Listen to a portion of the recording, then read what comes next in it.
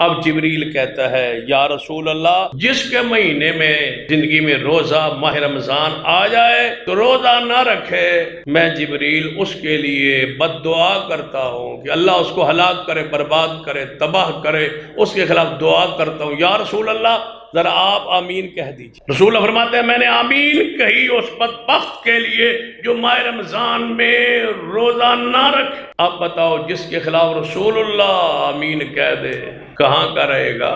رسول اللہ فرمایا میں سویا ہوا تھا، میرے پاس فرشتے آئے، انہوں نے کہا اٹھو، میں اٹھا خواب میں، فرمایا آؤ آپ کو لے چلتے ہیں، فرمایا میں ان کے ساتھ چلا، آگے ایک پہاڑ تھا، مجھے کہا کہ اس پہاڑ پہ چڑھے، میں نے کہا میں کیسے چڑھ سکتا ہوں؟ انہوں نے کہا مدد کرتے ہیں، آپ کو چڑھاتے ہیں، انہوں نے میرا سہارا دیا، مجھے پہاڑ پہ چڑھنے میں کامیاب ہو گیا۔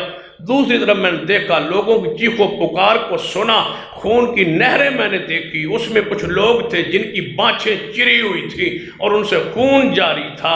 میں نے پوچھا یہ مجھے کیوں لائے ہو، یہ کون لوگ ہیں؟ فرمایا یہ وہ لوگ ہیں جو روزہ نہیں رکھتے تھے، جو روزے وقت سے پہلے چھوڑ دیتے۔ دو صورتیں ہیں، ایک روزہ وقت سے پہلے چھوڑ دیتے تھے، جو وقت سے پہلے چھوڑے اس کی بانچیں چیر کے اس کے منہ سے خون اور پیپ نکل رہی ہوگی، اور جو رکھتا ہی نہیں اس کی سزا کیا ہوگی؟